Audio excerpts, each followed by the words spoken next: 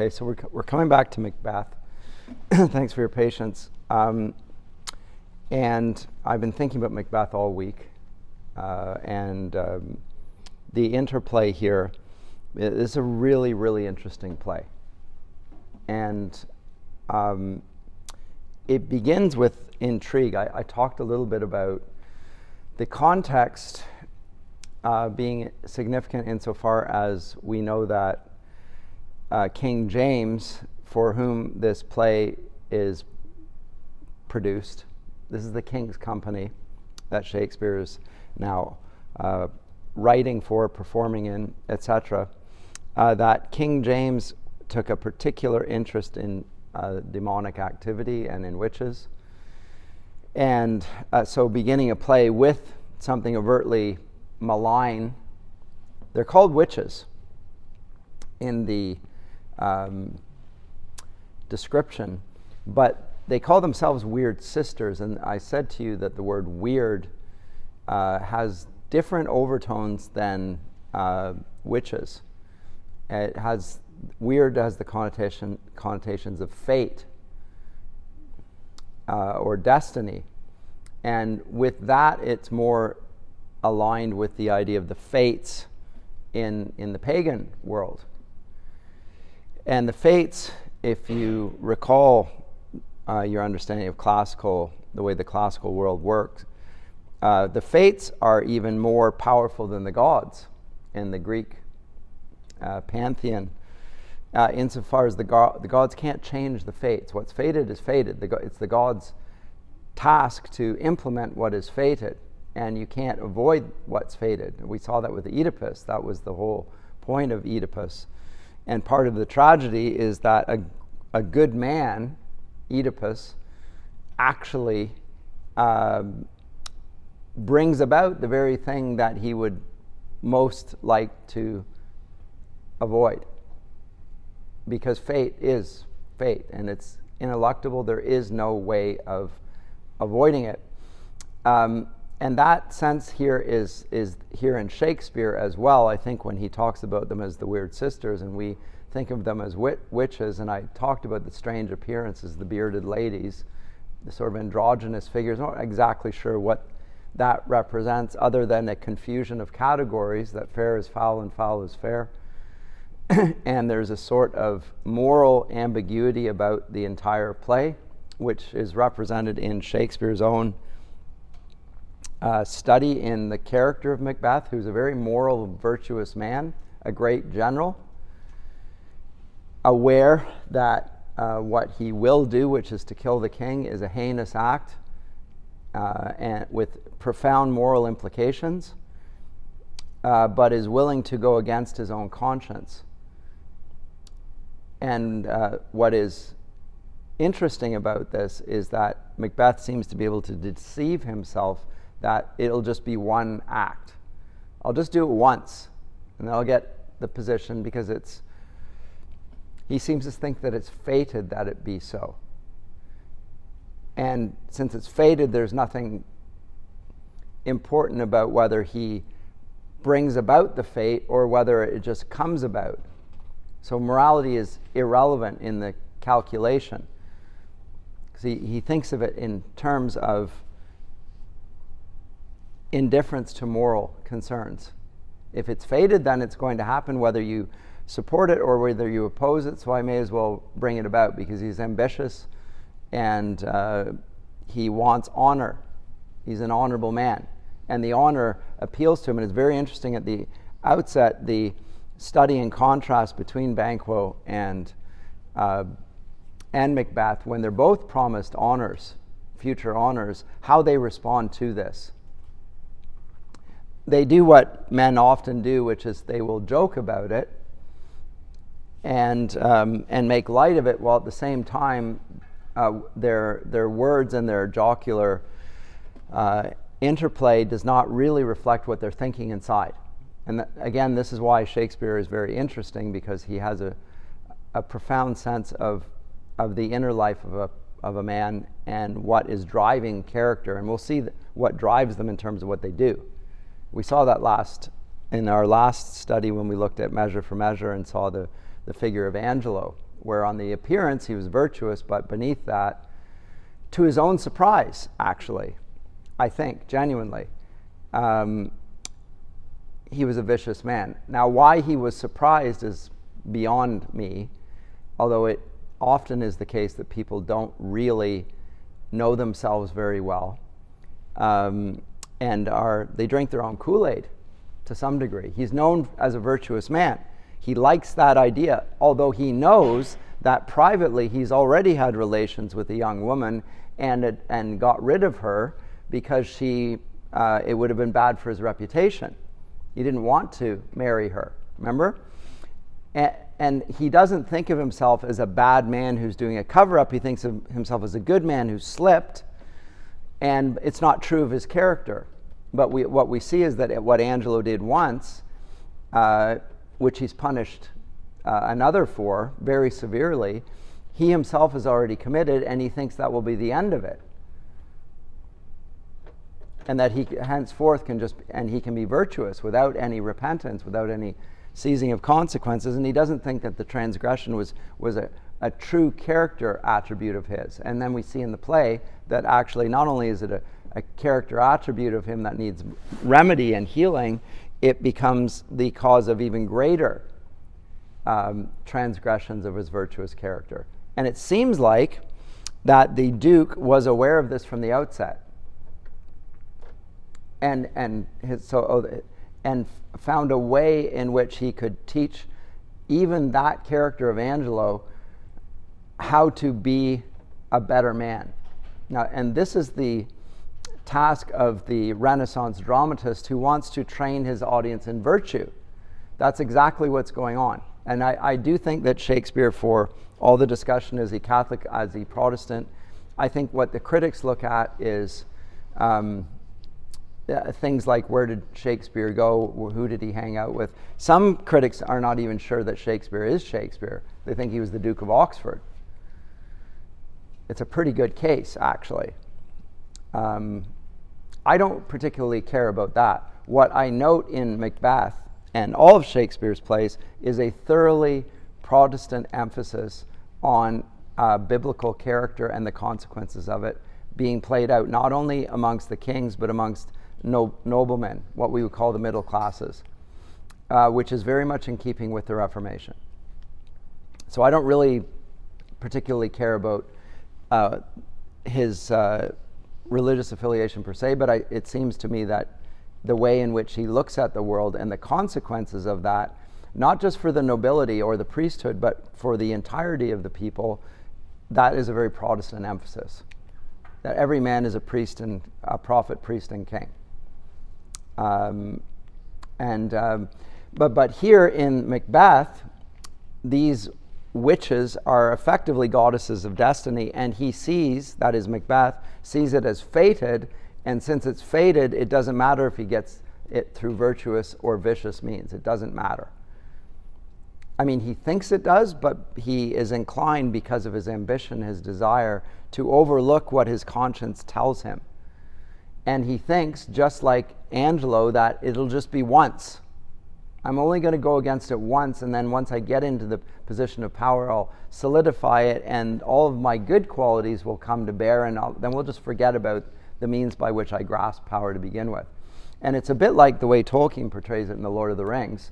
It really depends on how you acquire the ring, what it does to you. If you acquire it through murder, as Gollum does, then it's going to have a very terrible effect on you. If it comes to you, as it does to Bilbo, and then you don't murder the creature in front of you, even though you could and you hate him, but show pity, that its effect, that is, the effect of evil will be less significant upon you. And that allows Bilbo to bear the ring all the way to the point of the cracks of Mount Doom, and at which point he fails, but that's for a different reason.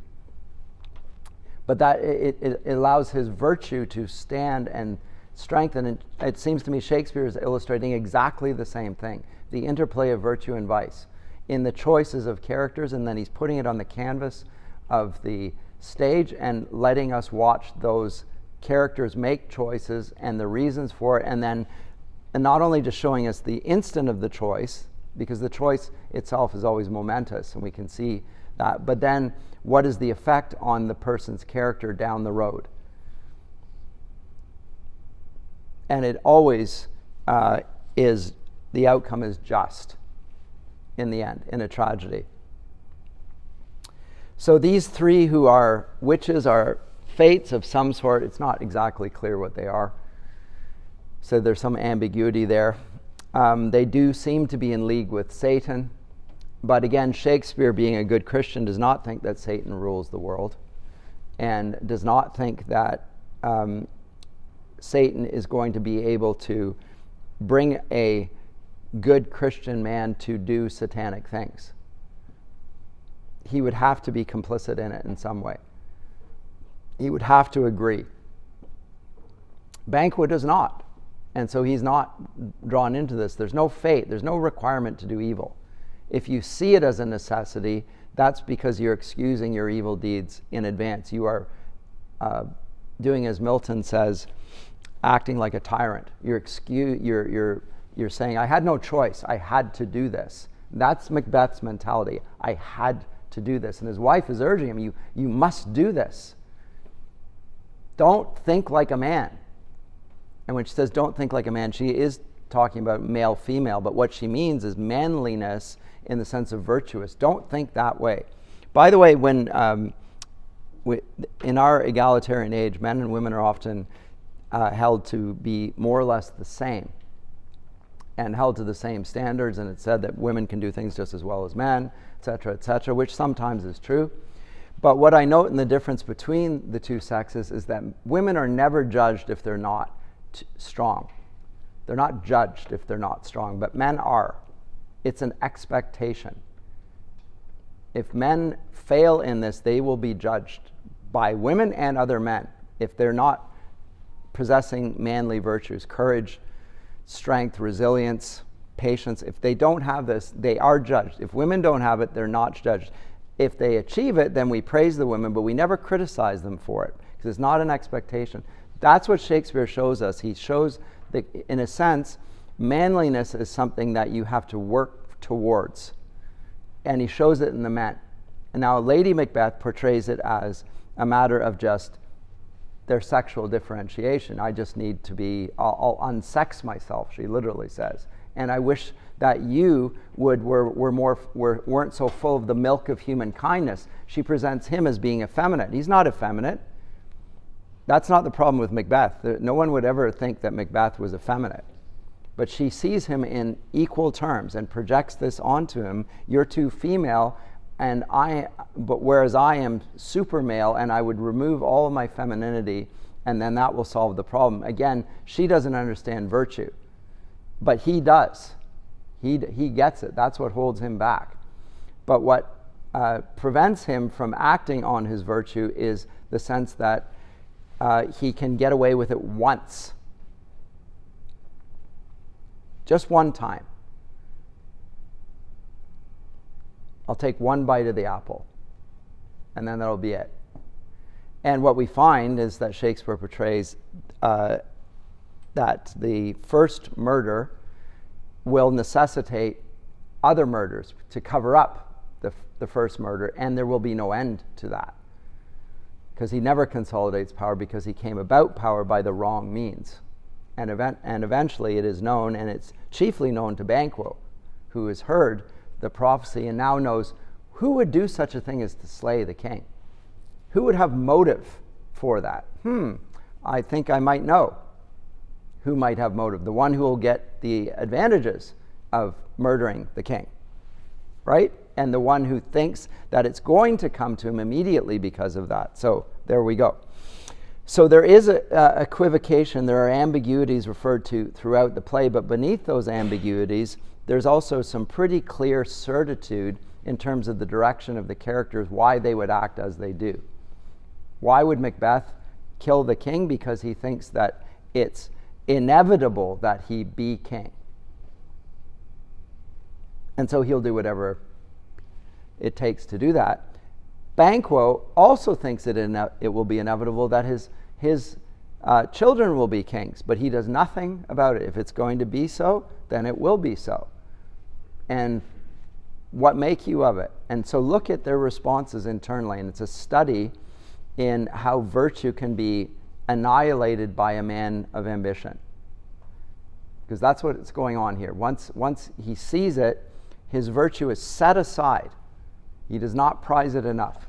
And his wife encourages him to think the same way. Now, if you want to, you could see, and to some degree I think this is accurate, Macbeth is representing the reason and his wife is representing the passions. If you want to think of it as the tripartite soul, the way the ancients did and the way Shakespeare's audience largely did, you have a head, you have the guts, and Macbeth possesses a chest. This is, if you think about C.S. Lewis's The Abolition of Man, he talks about man without chest. The chest is virtue, which directs the passions to follow the reason, to do the right thing for the right reason. Macbeth knows what the right thing is, and he's got the virtues to bring it about. But he decides he's going to remove his chest just for a second, and then he'll put it back. Although everything about Macbeth that's made Macbeth the great character he is that he's got a great chest. He really, yeah. He's a virtuous man. He's valorous. People admire him. He's become ennobled. They've given him titles. These are testimonies to his virtue. Like he's given them. He hasn't inherited them. He's a good man. He is given the tap on his shoulder, and you are now the Thane of Cawdor, which the old trader had, and now I'm going to give it to somebody who's loyal, not somebody who's traitor. So he represents he's been given a public acknowledgement of his virtue, and it's an accurate assessment of his virtue, except that it hasn't accounted for one thing, which is what else does he have beside his virtue? The willingness to set aside his virtue for the sake of power. That's it. So, a lot of study in the ambiguities here, and again, this phrase that fair is foul and foul is fair. In other words, there's no distinction between good and evil. Well, that's what the witches say. But that is not true. That's their perspective. That's the perspective of the relativist, the moral relativist. It doesn't matter. What matters is power. They speak of power to him. Titles, honors, but honor is disconnected from virtue. If fair is foul and foul is fair, it says in Scripture, woe unto you who say that good is evil and call evil good and good evil. That's what we're seeing here. A man who is blurred the boundaries of moral distinction and followed the witch's counsel for the sake of a superficial understanding of what honor is, which is just really virtue publicly acknowledged. He wants the public acknowledgement, but he doesn't care about how he acquires it. This is deeply problematic. So, and note also this, and I think this is interesting as well. The witches appear to Macbeth in the moment of his victory for battle, after battle. They have not been summoned. They appear to him right at that point. And I wonder if Shakespeare is not, again, acutely sensitive to how temptation works. Because often when we have achieved our greatest triumphs, we feel, and I've heard C.S. Lewis talk about this as well, actually. At the point where we've achieved our greatest triumphs, we no longer acknowledge the very things that we just argued for in public. He talks about it in debating, in doing apologetics work and so forth. He will argue for a particular case and triumph. The other side is beaten, and he will see, after the fact, no real significance in the case he's just argued. He'll just, didn't seem that important. And you can take that one of two ways. You could take it as a sense of his humility. It doesn't matter that I won it.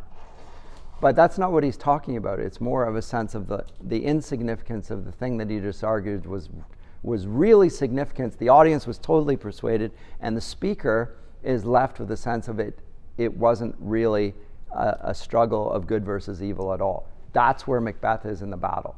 He's just beaten down the enemy, and he doesn't see the moral aspect of it anymore. It's just a physical thing.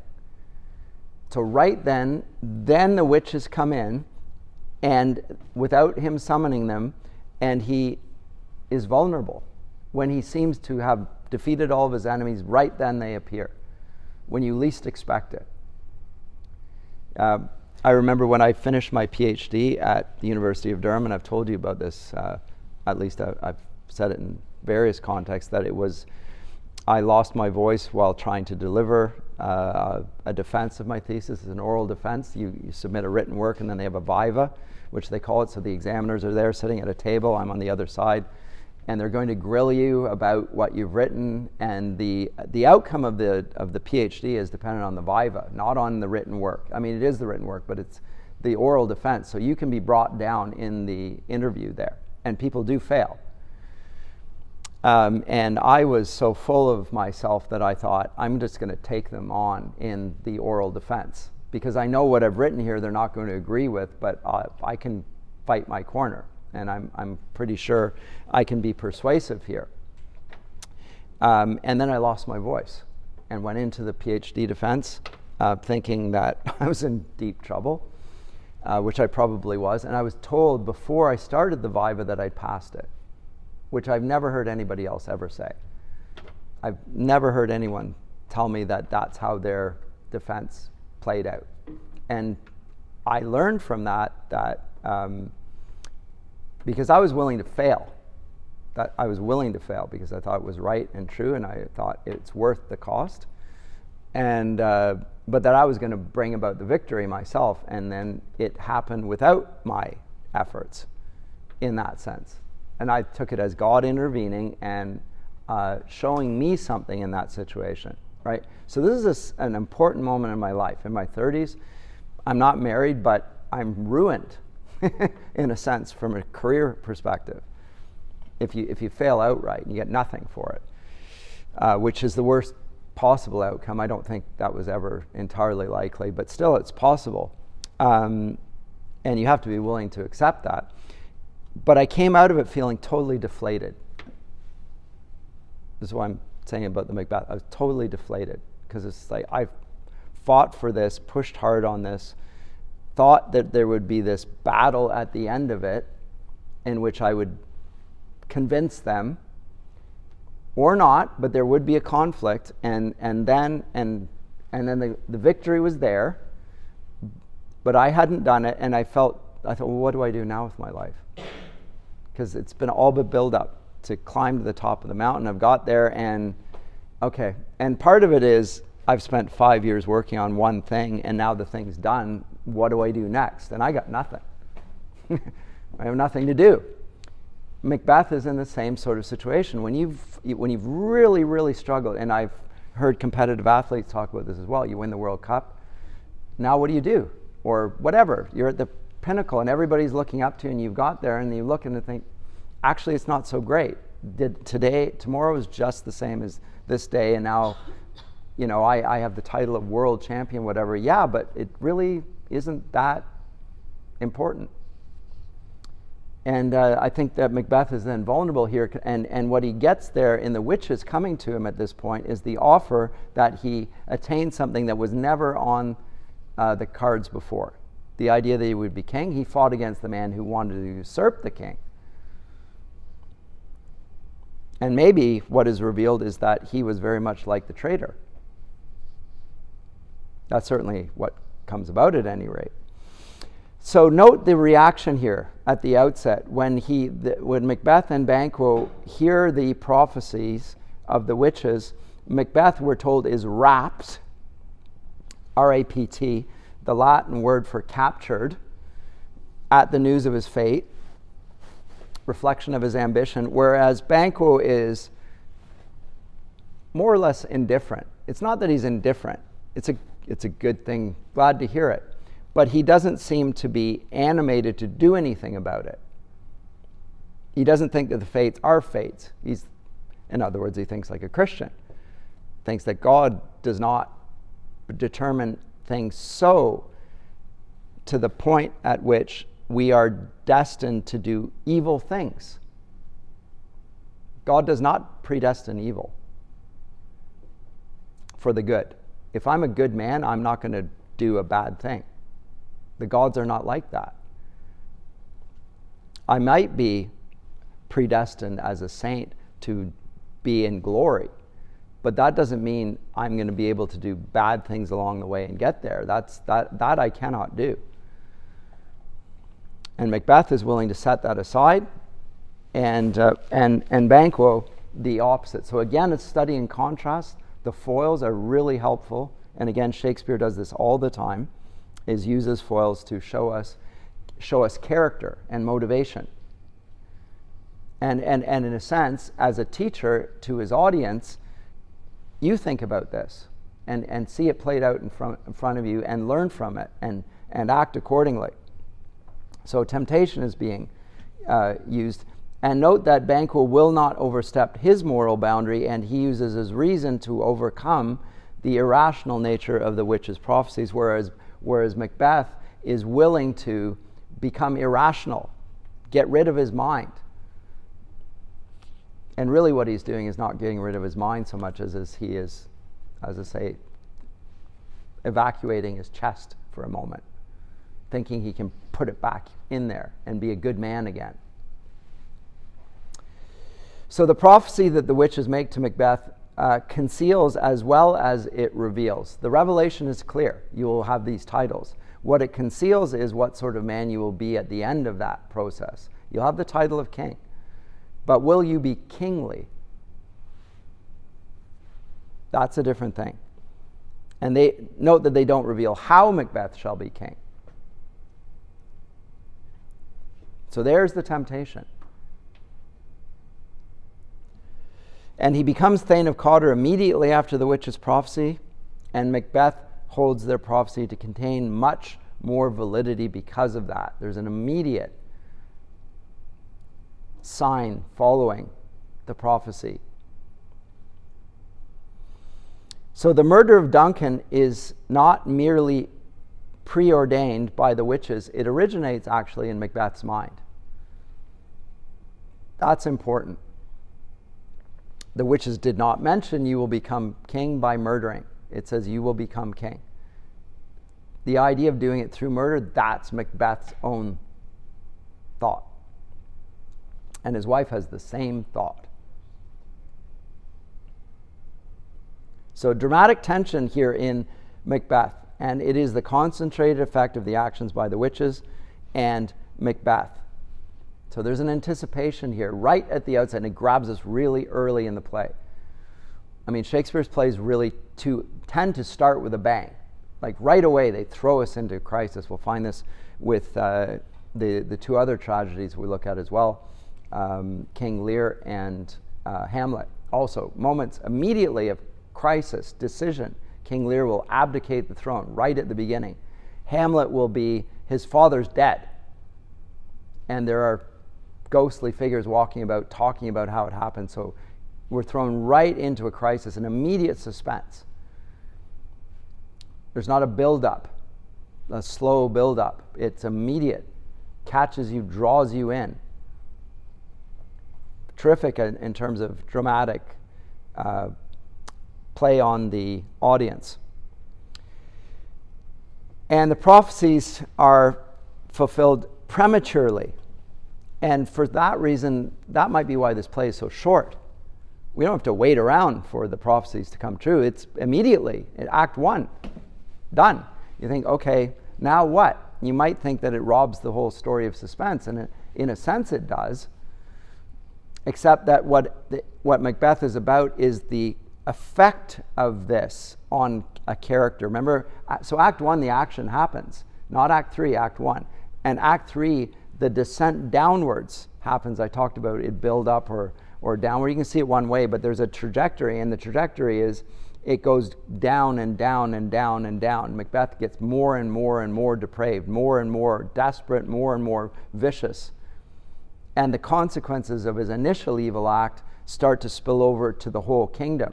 They take the king's head, So the top of the whole system of virtue, if you will, the representation of God on earth, they cut him out, and then the whole kingdom starts to collapse down, and nature starts to implode. Horses eating horses, and birds of prey being attacked by other birds, etc., that sort of thing. So there's a natural rebellion and chaos ensuing. Evil starting to replace good and has the form of the good while the content is evil. And that doesn't hold. It can't last. And it doesn't last. It doesn't last very long. So that the Act 3, which we're not even anywhere near yet, is just the downward descent of that original evil act. And so that's what the real study is. It's not a study in action, it's a study in character. And it's a study in psychology. So we'll see that the original act doesn't at first affect Macbeth's psyche. He's not a broken man. Nor Lady Macbeth. She does not break at first. It takes till Act 4, and then she breaks. She literally goes mad. Can't get the stain of blood off her hands. She, out damn spot. Can't get it out because and Macbeth sees his hands bloody and so forth. Again, it's reflection of his conscience that he's bringing to our attention here. And it will reflect his psychological distress. So Macbeth really is a victim of his own will. Is it a will to be honorable, or is it a will to power? And it's a will to power. So what a play for a 20th century in which we have the Nietzschean Übermensch with his will to power. Doesn't matter the means. The ends justify the means. That's what we have here. Now, this is not Machiavellian. You hear people talk about Machiavelli and how Shakespeare deplored Machiavelli, which I think he does. But Machiavelli really is saying it doesn't matter how good you are, it matters that you be effective. And it matters more that you appear virtuous than that you actually are virtuous in terms of effectiveness. And that doesn't deny that virtue matters. It just says that the appearance of virtue is what's publicly significant and important. But the downside of Machiavelli is he doesn't place much emphasis on actually being virtuous. And Shakespeare shows the exact opposite. You must be virtuous. And not just appear virtuous, because if you are vicious while appearing virtuous, it's not going to last very long. And Machiavelli is a little bit more pragmatic in his counsel about virtue, whereas Shakespeare is more consistent and truly believes that virtue is what will determine your outcome. In the end, and even if it doesn't, you should still do it. So, we haven't looked at Lady Macbeth yet. Lady Macbeth is an extraordinary character and rightly cited and as a study in a type of person and present. So when I say, well, she's like a Lady Macbeth, everybody immediately knows what that means. She's such a strong, terrific character. And that one of the things I love about Shakespeare is exactly that. His characters have such depth that you remember that particular type of woman. And she is the ultimate temptress, though, I would say. Even though it's her husband, we tend to think of temptation as she's a temptress even though she's Macbeth's wife, insofar as she encourages her husband to do the wicked thing. Even though it's a wife. It's a wife who's wedded to wickedness. Yes?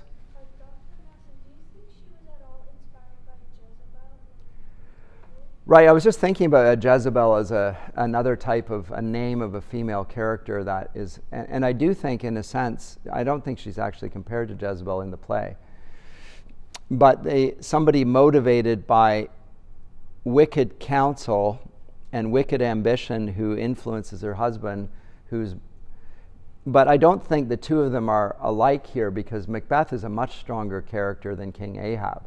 King Ahab's a very weak man. Macbeth is not a weak man. So I don't think the comparison's being made, but she is like a Jezebel in the sense of being a very, very wicked woman. There's no doubt about that. But I think to be a Jezebel, you actually don't just have a woman, you have a woman who has an influence on a man. So it requires an Ahab for a Jezebel to be a Jezebel, really, if that makes sense. And he's married her. Why did he marry her? Oh, who knows? We don't get into that in the play.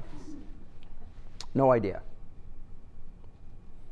But why would a man like Macbeth, who is so morally attractive, marry a woman like Macbeth if she really is such a bad character?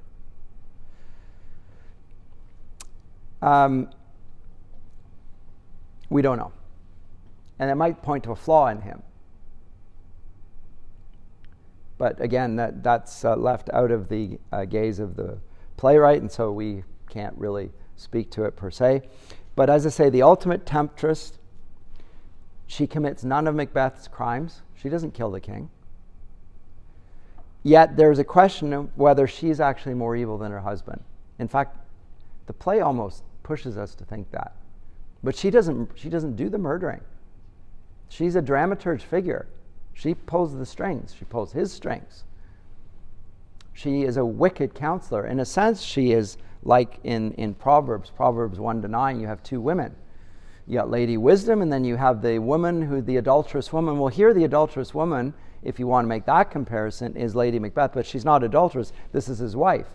But again, the wife and husband, even in a Christian marriage or in a biblical marriage, are supposed to be representations of Christ and his church. Here's a church leading the head astray, if she's the body there. Because that's what she's doing. She is leading him down a path of wickedness that will destroy his soul. So I do think she's more wicked in some ways, although ultimately it's hard to differentiate them. But she appears to the audience as more wicked, even though she never sticks the knife in. And with that in mind, it does make you wonder how strong the man is, going back to your Jezebel question. If he is such a strong, virtuous character, then why did he listen to his wife on this? Because he knows it's wrong. Unlike she doesn't even acknowledge it. You're just effeminate. You know, put on your big boy pants and get on with it. You know, you deserve this. We deserve this. You should do this. You know, I wish that I could unsex myself, and then I'd show you what it means to be a man.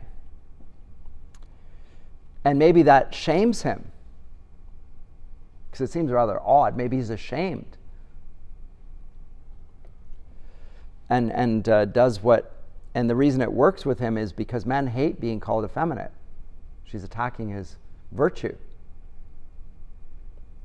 The reasons I said earlier. Men are, when they fail in this area, other people look down on them. Who wants to be looked down on by his wife? It gets to him. So she knows how to play him, and he is played. And maybe Jezebel does the same thing with Ahab. There's a little bit of that interaction there. So note to selves on this. Men and women, watch how you speak to each other and your motives for this. But what we see here is that the two together are the embodiment of both sides of the human will in some sense.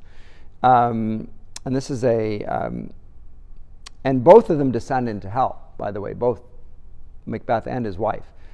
But she does not really reflect on, she is a sort of reflects the will that comes from the passions. So if you think about Plato's allegory of the chariot, there's a black horse and there's a white horse. She represents the black horse. She's just pulling him towards the most carnal and base things. So Lady Macbeth could be extraordinarily beautiful. And that side of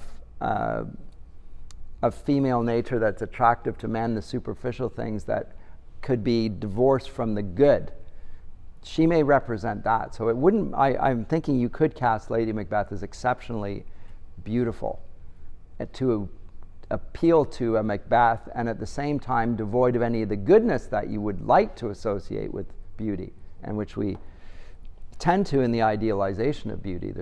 Beauty will be like Galadriel, not just extraordinarily beautiful, but also virtuous, sort of female perfection. So she reflects the unreflective will, the baser side. These days people talk maybe the reptilian brain. Too much psychology. And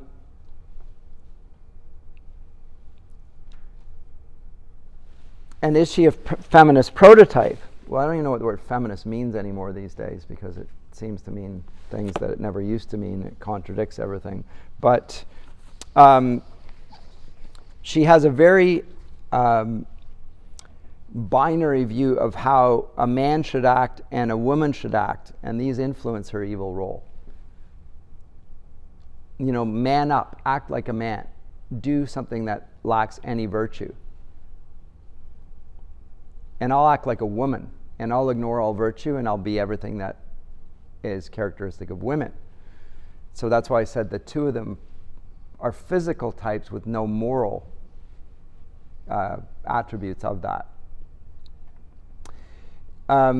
Now here, unlike Macbeth, and this is what makes it particularly ominous, and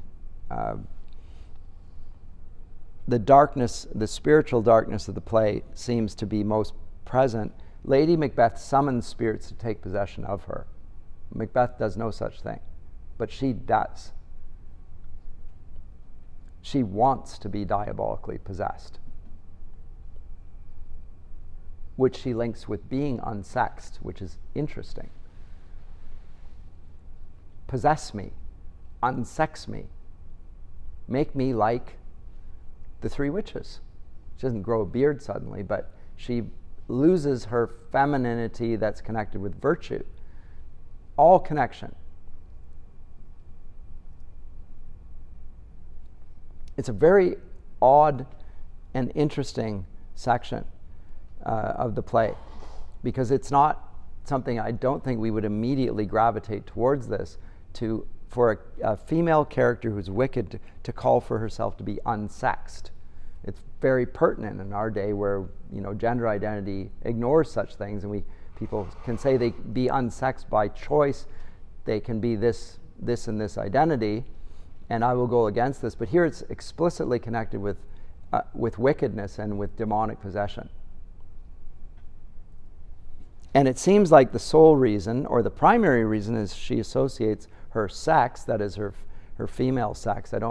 Sex used to be a clear term. It's on your birth certificate. Are you male or you're female? And it says sex.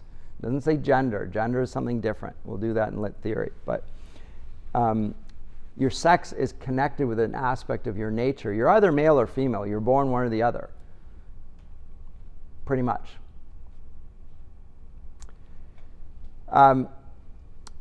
It seems like the reason she wants to be unsexed is she believes she can't succeed in her goals in attaining power if she is female.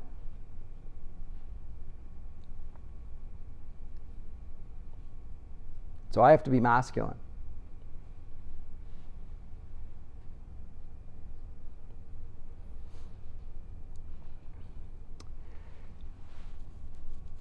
Whereas Macbeth sees the dilemma not in relation to his sex. He doesn't have to get rid of his femininity. He doesn't talk like that. His wife talks like that. Don't be so effeminate. That doesn't even occur to him. There's no femininity in Macbeth. He sees it differently. He sees that if he does this act, he will violate his bond to his kingdom, to his kinsman, and to his guest. And this will make him a traitor of traitors. That will land him in the bottom of Dante's Inferno. He's betrayed everything, including his guests. There are certain sacred obligations that even the pagans recognize. You cannot cannibalize your guests. You can't murder your guests. You have to treat them well. There's an expectation here at the lowest level. But not only is this my guest, he's my kinsman, he's part of my extended family, and he's the head of the kingdom. It's an enormously wicked act. It violates all bonds of virtue. And that threefold significance to the King Duncan denies his humanity to the utmost, because it denies all covenant related to virtue, and covenant is the basis of any kingdom.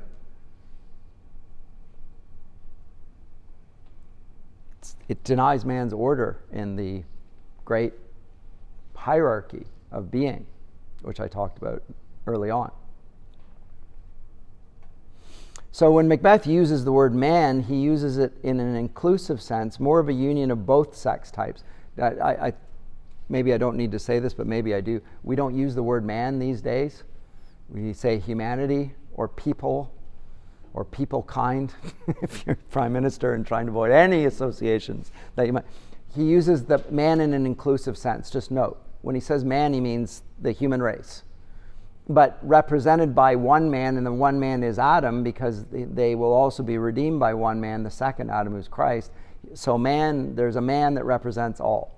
And so he uses man in this sense. Whereas Lady Macbeth sees it as men as opposed to women, she thinks like a feminist and wants to deny the inclusiveness of man, which includes men and women. Remember, Eve's taken from Adam's side. The two are one flesh. There's a unity there. That unity is very important in terms of consequences for action. Otherwise, you get identity groups. You've got the female identity group and the male identity group.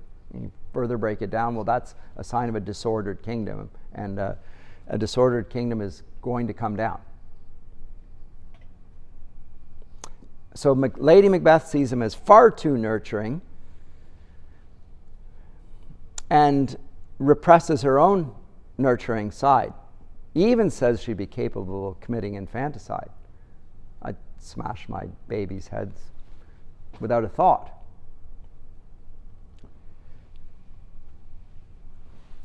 By the way, she doesn't deny she has a feminine side. She says she's willing to kill it.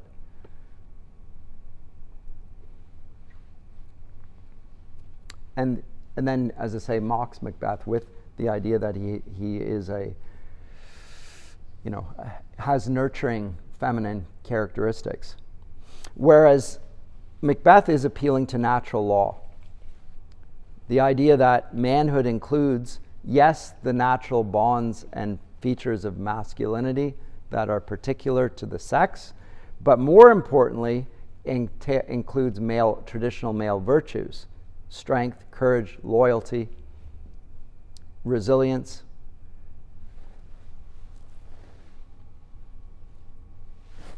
patience, kindness, love,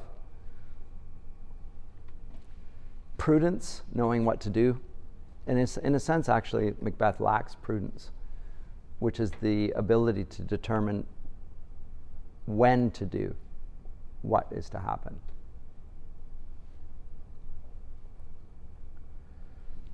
If he should become king, there's nothing wrong with him becoming king. It's a great thing. It would be a reflection of his virtue. But he seizes upon it.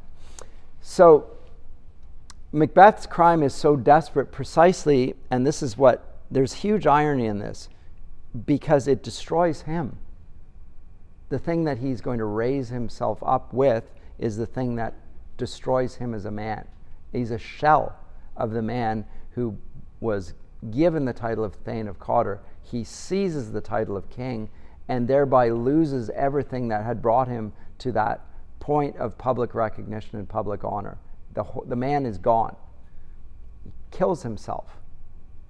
If Macbeth is the virtuous character that begins the play, he himself commits suicide. But because note, he has no heir. What's the point? He has no heir. Who's going to honor him? And to some extent, his evil nature is directly connected to his sterility, an evil that denies sexuality or the fruits of sexuality. This is why people in Scripture regard being barren women regard as a curse. God's cursed me. There's no fruit for virtue. No matter how well I act, I have no inheritance. There's no successor.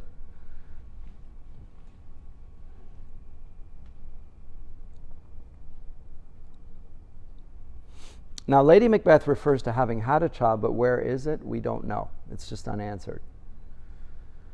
Did the baby die? It doesn't appear in the play. That's a further area that we could speculate on, but it's not significant to the development of the play per se, as far as I can tell. But the implication is by taking away the nurturing side of man, you turn him into an animal. So if you think about the hierarchy there, and you think about God and the angels and man and the animals and so forth, if you take away the nurturing side, and the nurturing side is not, don't think of nurturing just in terms of producing milk. There's nurturing that, but milk is really the expression of love. It's the milk of human kindness. And in an Augustinian understanding of human nature, we're pulled by our loves. And the loves can be rightly directed or wrongly directed. And the milk is rightly directed. It's making people mature. Paul talks about the milk of doctrine. And then the meat's what you eat when you're older, the milk when you're younger. And it's all to make you more Christ-like. That's the purpose of the milk. Lady Macbeth thinks that by taking away the nurturing side, we actually make people like animals. And so she's a little bit like Circe, who turns men into swine. And that story is here in the background. And she makes Duncan and his retainers drunk. And we're told by Shakespeare that they're in a state of swinish sleep. I mean, the reference to swine, I think, clearly has connotations of the story of Circe. And then what does Circe do with the pigs? Well, she can slaughter them.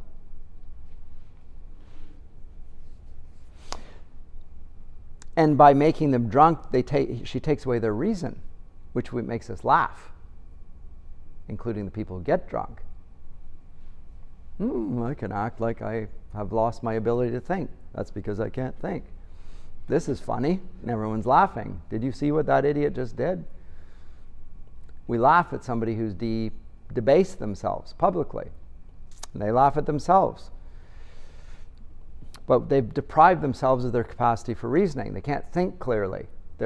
Even in terms of driving, you've lost your ability to react as quickly. But more than that, you don't think very well. You're directed more by your passions than you are by doing the right thing. And people even say that it was the alcohol that led them to do this particular thing. I was under the influence, which is an interesting phrase. Is it the alcohol that made you do it? Or the alcohol that's the pretext to excuse you from the consequences of the thing that you wanted to do but lacked an excuse that would exonerate you, and you could still be a good guy? Because that's what's happened, right?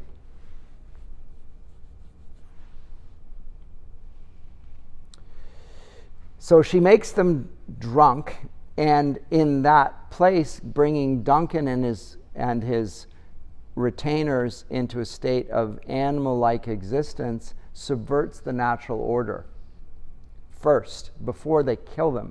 And in this, it's again sort of interesting. The Nazis used to do this to their victims. They used to take. It's very hard to kill another person. It's much easier if you dehumanize them first. So note that this happens, and be aware of it. When people are ridiculing other people, putting them down, it's a pretext. And then note that in all fights, there's the flighting before there's the fighting. There's the war, there's the trash talking. The trash talking allows you to think that the person's less than you, so it justifies beating them down. Now, in Nazi Germany, they used to make the Jews do all sorts of degrading things that allowed the jailers to think of them as subhuman. Carry excrement. Do just things that are very dirty and disgusting. Make them shave their heads, look less attractive. Do those sorts of things. Get them to do immoral actions, so I can feel justified in hating you. Never degrade yourself. It actually doesn't help you. You're not placating them. You're allowing the person a pretext to do even worse. Virtue is a powerful tool against wickedness. It's powerful. Hold on to your virtue. Because when you're degraded by drinking and so forth, you are actually making yourself more likely to be victimized. It's not blaming the victim, but it is saying that the victim makes himself or herself more liable to be subjected to evil.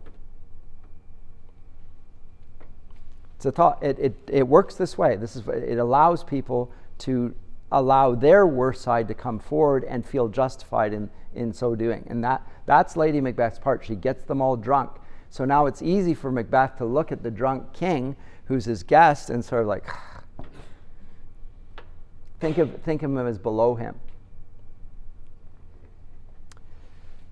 So violence which ensues is not, the play is not about violence, but violence comes about after things have been flattened. Note, this is what the French Revolution does. It takes everything it flattens the hierarchy. It sees everybody on the same level, but that's just the pretext to commit violence against order and virtue. And it's seizing power, allegedly for the sake of those that are at the bottom of the hierarchy of power, but actually it doesn't elevate them in terms of virtue. It just deprives the kingdom of all virtue. It just flattens everything, and it leads to chaos and more wickedness. Now, if the French Revolution had been brought about by good men, and there was a good motivation, a just motivation, which I think was the case in the English Civil War, I think that Cromwell and his army were actually motivated by a desire to be faithful to God, and they regarded Charles I as unfaithful, lacking all human virtue, and they thought this should not be so, and he's lost he's king in name only. He's a wicked man. He breaks his word. He deprives the people of their government and their ability to participate in that. He's only selfish. He's wickedness. He's godless. And so a virtuous group of men fight against him. That's not what's happening in the French Revolution. It's not motivated by virtue. It's motivated by power. And the consequence of that is more wickedness ensues, chaos. And the only way to stop it is bring a strong man in and deprive everybody of liberty and threaten violence. And then the contagion spreads. And Macbeth is, in a sense, like the French Revolution in that sense. And the wickedness just spreads and spreads and spreads out across Europe. So the murder of Duncan introduces the imagery of a violation against nature. But remember what I said about nature. This is not the romantic view of nature. It's a hierarchy. It's not what the romantics say, which is just, it's this fundamentally good order, quasi-divine or even divine. Nature is just good. Nature also observes the moral hierarchy. When nature is natural, it always reflects a moral order. God's placed it that way. He's created things that way. So the disorder in the kingdom brought about by Duncan's drunkenness and then murder plays out in imagery using birds, which show disruption of the natural order. So there's a mousing owl that eats a hawk in Act 2, Scene 4, line 18. So a smaller bird of prey goes after a greater bird of prey. Well, that's Macbeth going after Duncan. And in Act 2, Scene 4, line 17, so just before that, Duncan's horses are eating each other. So these are signs, if you will. How do you read the signs? Well, you read the signs as being much more than, ooh, that's odd. They see huge significance to these. It demonstrates what the rest of the play does, which is the overturning of the hierarchy of virtue.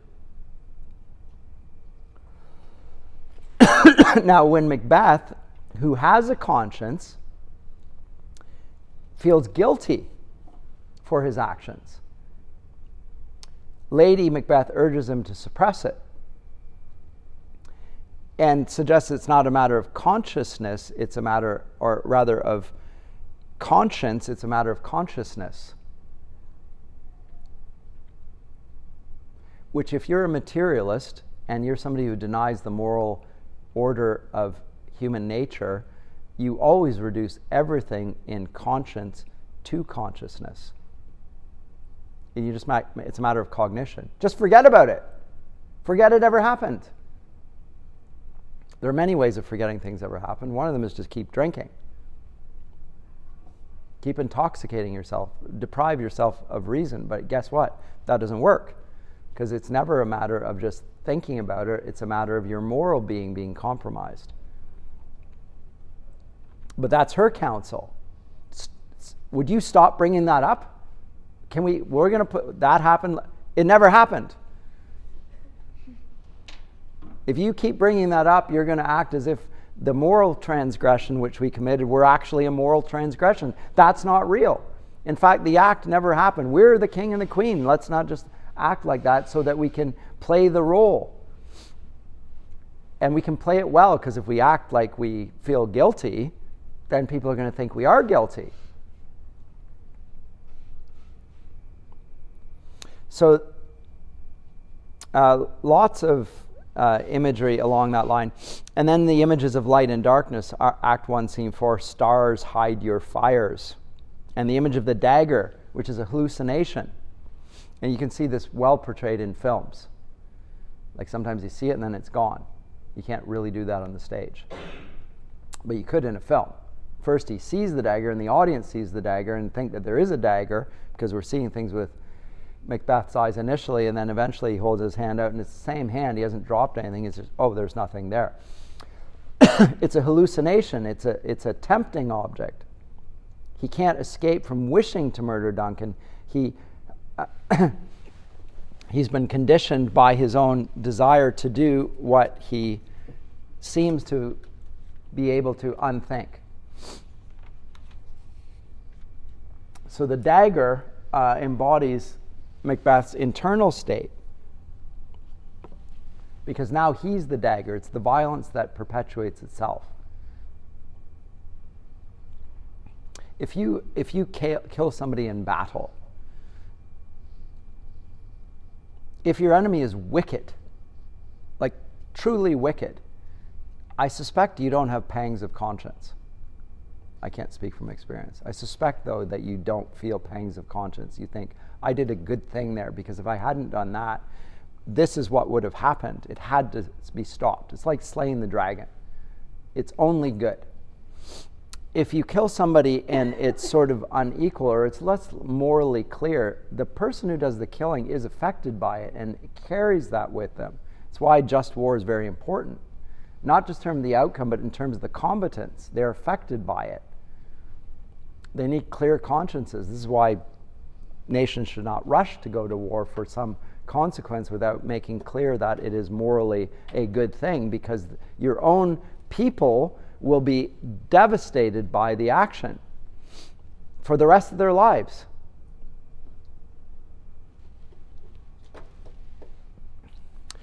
And Macbeth, who denies his moral state, is beside himself after the murder. He is deeply troubled. And he tries to cut himself off from the deeds he's done and from his conscience. And he's just sort of fragmented, disjointed. He doesn't know how to act. This is a man of action. He does not know how to act. He's disabled himself because he was always motivated by his moral duty, and he was very good at doing that. And now he's acted out of character.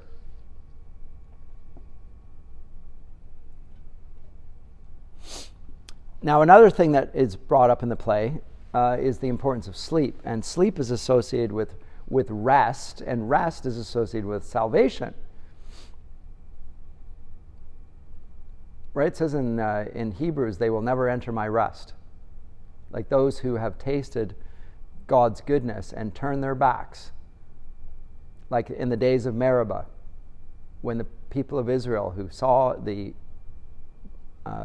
magnificent deliverance of God and then turned their backs on them, God swore they would never enter his rest. So rest has associations, biblical associations with salvation and sleep, and also peace of mind. And our psychologists will tell you have to get a certain number of hours of sleep a day, etc., which is true, because it rejuvenates. That's what rest does. It allows you to rejuvenate and restore yourself. It's just like eating. And it results in a peace of mind. But in Act 2, Scene 2, line 35, Macbeth hears a voice telling him he may sleep no more. He will sleep. By the way, he'll go to bed, fall asleep. But he won't have the consequence and the salvific implication of sleep. Because sleep is an anticipation. It's not just a picture of death, it's a picture of salvation. When you wake from death, you will rise and be awake. And you will be awake and you will feel a virtue that you never felt. This is what you say when the saints go to glory. It's a good phrase. They go to glory. They will arise from that sleep, which we see as death, and they will feel better than they ever felt in their lives. And they're looking forward to it. It's the reward of a virtuous life. Macbeth, however, doing what he's done, will sleep no more. That's a voice which he's heard. It's his own conscience, or is it God speaking to him? I don't know. But he's heard a voice. So lots of symbolism here. And that's another reason this play is so powerful and memorable. Another symbol is that of blood. Strong bloods everywhere. Who would have known the old man had so much blood in him? It's a symbol of his guilt. It's called a filthy witness. Why does he associate blood with filth? Blood's no dirtier than dirt. Right? I mean, it does stain things, and it's a hard stain to get out. But blood will, because of the Christian connotations, also be associated with salvation once again. Or with guilt, and in this case, clearly with guilt. So it's a filthy witness of his filth. And it has an equivocal sense, and so it can be used to deceive. He actually takes the blood and it spreads it on the grooms. So the grooms look guilty. They look, because they've got the blood all over them. They were the one who committed the act. Aha, there we go. There's evidence. I can see it. They must be guilty. And they were drunk. They didn't even know what they were doing. Whereas Macbeth's guilt is not blood. It's something that can't be washed away. It's his conscience. It's there. It plagues him. And he's desperate to get rid of that memory. And how will you eradicate the memory of that original sin except by committing more? Because that's what he will then do. Because there's no way that he can save in repenting, confessing that he did it, letting himself be executed as a traitor, but maybe then at least have faith in Christ as his Redeemer. He could have done that. It's not going to happen in the context of a play like this. But that is an option open to him. He could repent, confess it, etc. He would still be executed as a traitor, rightly. But at least he would not be eternally damned for his conduct. But he does not do that. And so he tries to expiate his sin through more blood. And there's not enough blood in the world. If you don't accept the blood of the Lamb to atone for your sin, there's not enough blood in the world to try to do it, and you will not stop killing. So the murder of Duncan provokes a crisis, and there is a sort of a catastrophe. It prepares for Macbeth's death, and we can also see it in Lady Macbeth sleepwalking. Oh, by the way, that's also interesting. She's sleepwalking. Even though she's asleep, when she's asleep, she suddenly has a moral conscience, which she doesn't exhibit while she's awake.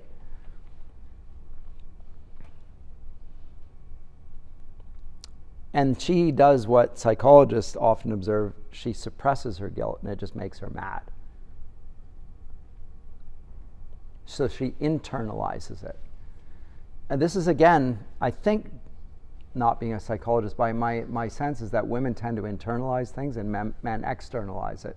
When men go off, they get mad. They beat people up. They get violent. They do. Men get violent.